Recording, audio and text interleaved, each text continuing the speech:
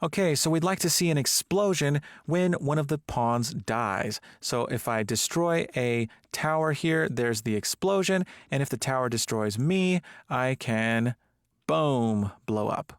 Welcome back. Now we've been implementing some special effects, and the next special effect we'd like to implement are some hit particles that will cause an explosion on death. This means death for the tower or death for the tank.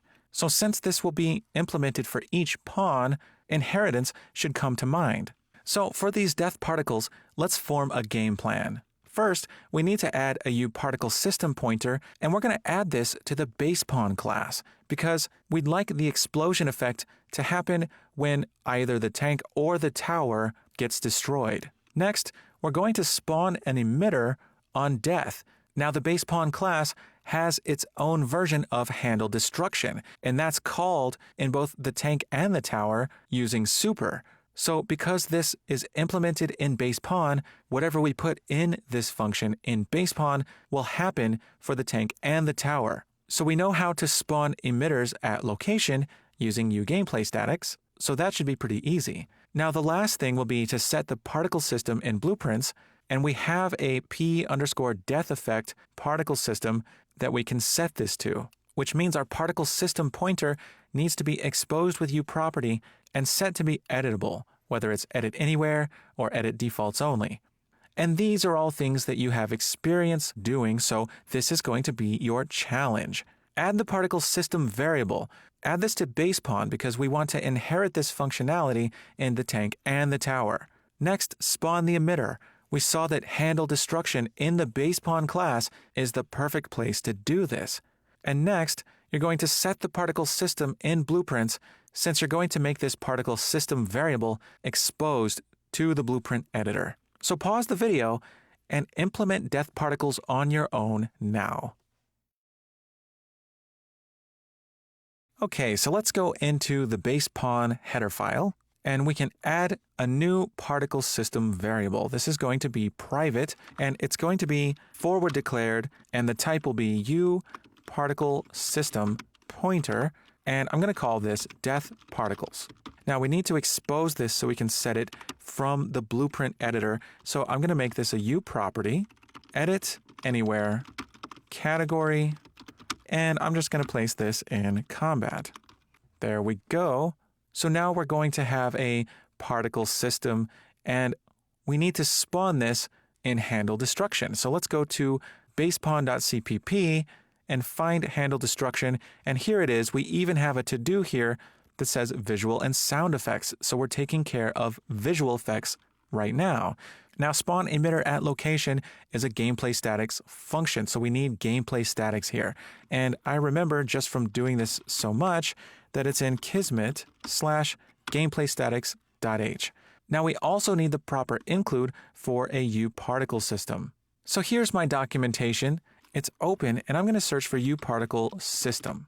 And here is uParticle system, and I can scroll down to the include, and it's particles/particlesystem.h. So I'm going to include that as well. And now I can call spawn emitter at location using uGameplayStatics spawn emitter at location.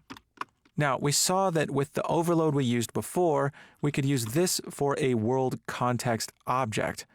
And next, we needed to pass in a particle system. And for this, we have death particles. So I'm going to pass that in, death particles.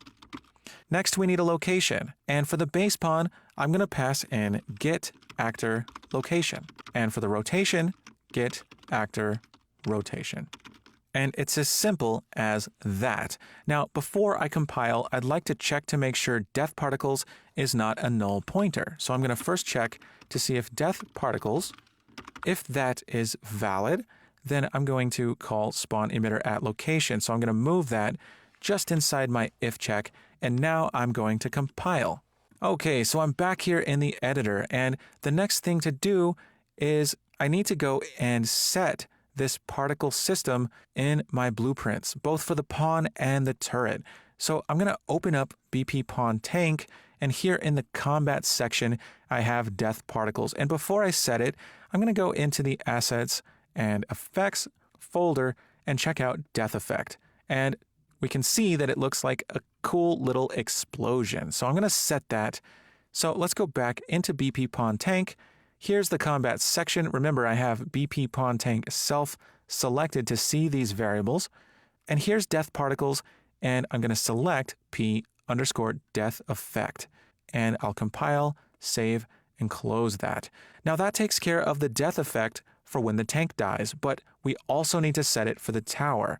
So let's go into Pawns, open BP Pawn Turret, and here's the combat section. Here's death particles.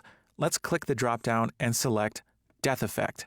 Now we can compile, save, and close out of that, and we're ready to test this out. I'm going to go to a second viewport by going to Window, Viewports, Viewport 2, and here's a nice full screen viewport for me. I'm going to hit Alt-P, and that will start the game for me. So now I'm ready to start the game, and I'm going to try to first destroy a couple of these towers. So let's, boom, there we go. I did it. And I'm going to go ahead and destroy another one, and let's see if the towers can destroy me. Boom, and I lost. Excellent.